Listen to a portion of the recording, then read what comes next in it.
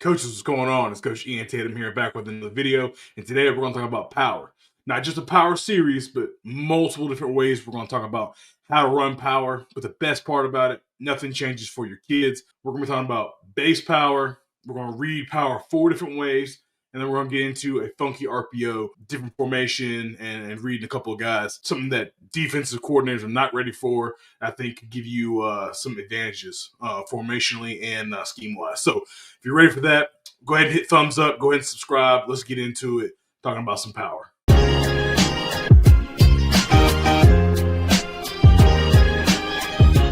All right, coaches, so hopping into first down playbook right here. Make sure you go ahead and hit them up if you want to use the same playbook and play software that we use here on the show. Just hop right into it, guys. We're talking about power, God's play, right? Really, really good play, hard-nosed play that's been around forever that multiple teams use and run, and they love doing it. Let's talk about a little bit about this base power, because the fun stuff's coming with the auxiliary and the tags we're going to get into. But for me, power right here, guys, we're going gap down backer, right, or gap on double down, whatever your rules are. Double team 3 technique, right? And this double team is not necessarily shoulder, hip to hip. It is a gallop by this tackle, knock down this 3 technique into the A gap, let the guard take it over, seal him down, and then the tackle will then climb over top and set a wall for this linebacker on the backside. So shout out to Coach Chip Siegel, he calls the rump line. That's what we're trying to set right there, is that rump line for the puller. So the center, right, he's blocking the first D lineman backside. Then, right, we're going to go with the very generic skip pull right here by the backside guard, kind of what I do. But I teach both. I teach a skip and an open pull. Honestly, guys, I try to give my guys tools in the toolbox to kind of be successful. And if being a skip pull guy makes him successful, great. If being an open pull guy makes him successful, then I'm with it. We've got the backside hinge by the tackle, step down to the B gap, protect the backside B gap, and then you're going to get back on the defensive end, right? It's power. We know this. Go ahead and get this J block on and popping, right? He's going to get here, and he's going to kick this end, okay? Now, we were pretty big on same side run, especially when it came to power. I know a lot of people that are. So we're just sliding and dive into the quarterback, get downhill, find your puller, right, and get around. Now, the puller is looking for the first wrong color jersey around the double team. It could be anybody. It could be the safety filling. It could be the Mike getting over top. Whatever it is, you get around the double team tight and block the first wrong color jersey. Now, that running back, he's going to probably put his hand on the back of the puller, the guard right there, and kind of direct traffic, and then come out and burst and try to beat the safety, right? That's power. We know what it is. All right, guys, so the next one right here is going to be power read. This is traditional power read. And only thing that changes for us on power read, right, if we make that tag or maybe we run it a lot so it has its own name, only thing that changes now is if you're still 20 personnel, only thing that changes is the H, who is now going to be arcing into the alley, okay? So we're looking for the alley. It's probably going to be the safety rolling down or a Mike going over top. So it's going to be alley, backer, safety. And then the running back is now running basically we used to say a 40-yard dash. You're running a 40-yard dash to the hash number sideline, right? Outside zone, wherever you want those steps to kind of marry with other schemes that you're doing, man, you do it and roll with it. So, quarterback, right? This is what kind of makes the play happen, and we can rock and roll. So he's going to be shuffle. About 2 shuffles should get him into the B gap, right? He's got the ball out. He's going to shuffle. He's very friendly with the running back. Pull it or don't, right? If the end sits or goes inside, hand the ball off. Give it to the running back and let's roll outside.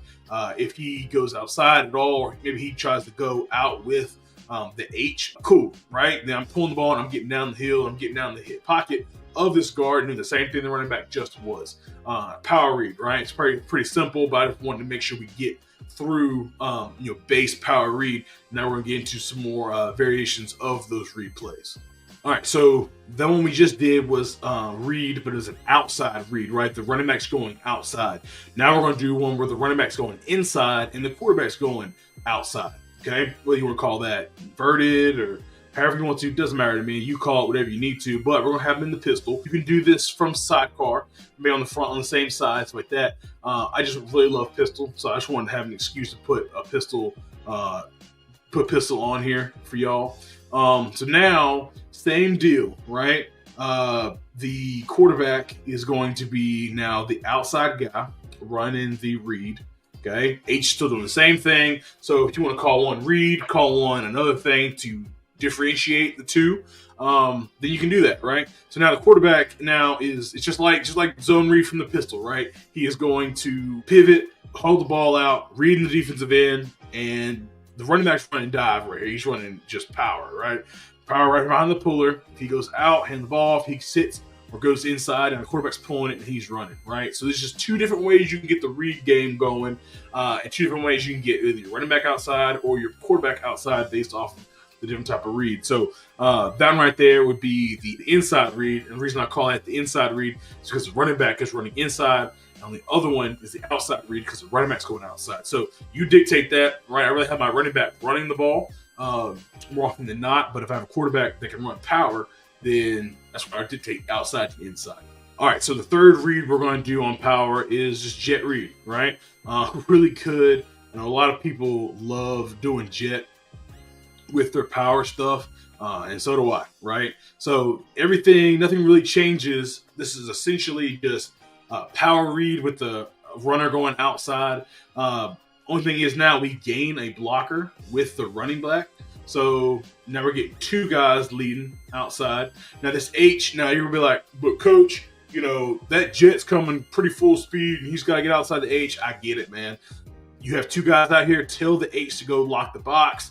Tell the running back to go check corner to safety, all of them type of things. But the only thing that changes is now who's the outside read guy. Now it's going to be the slot receiver coming in motion. Now he's going to be doing the running back's job on traditional power read. And now the quarterback, right, he is now doing the same thing. He's going to shuffle, read this defensive end, and he's getting downhill.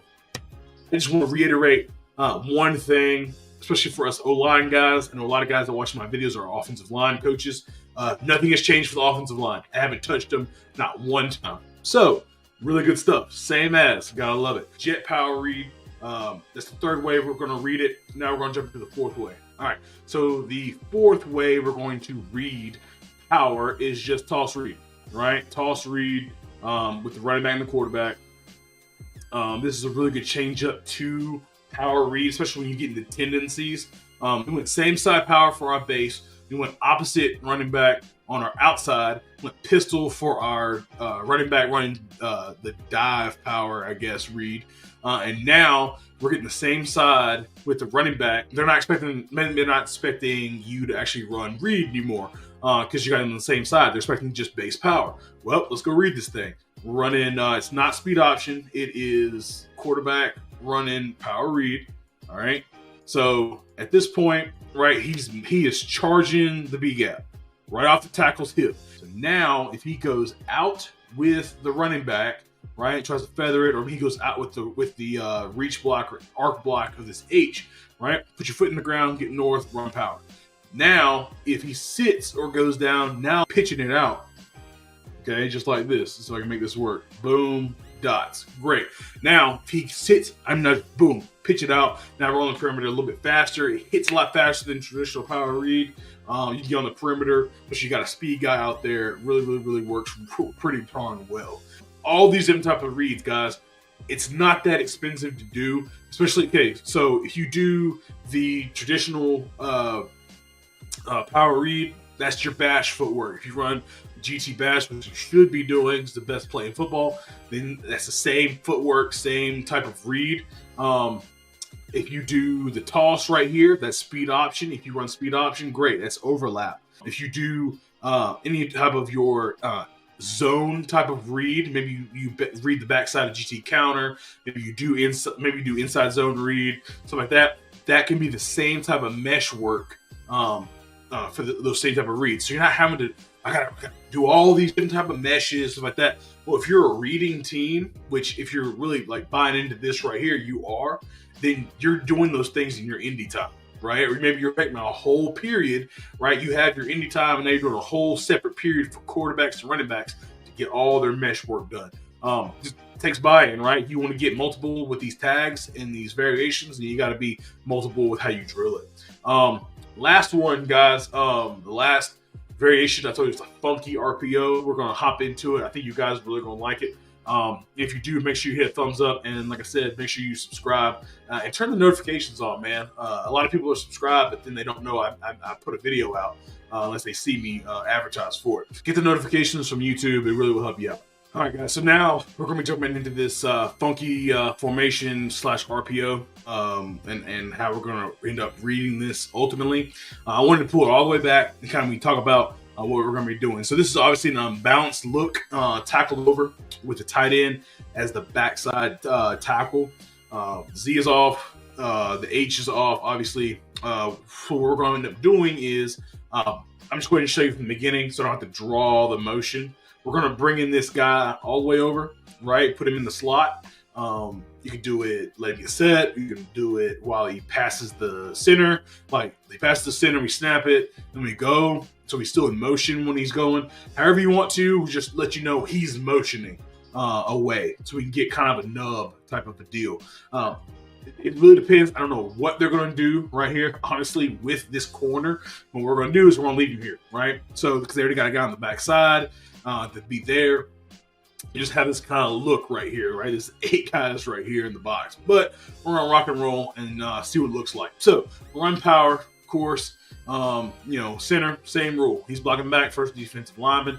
The tackle and the guard are still going to be doubling to the backside linebacker, so not a lot more teaching. The new tackle or the strong tackle or the over tackle, whatever you want to call him, right? His rule on the play side of gap scheme, right, is to block down. So he's going to be blocking down. He's not double teaming because they already called it deuce right here.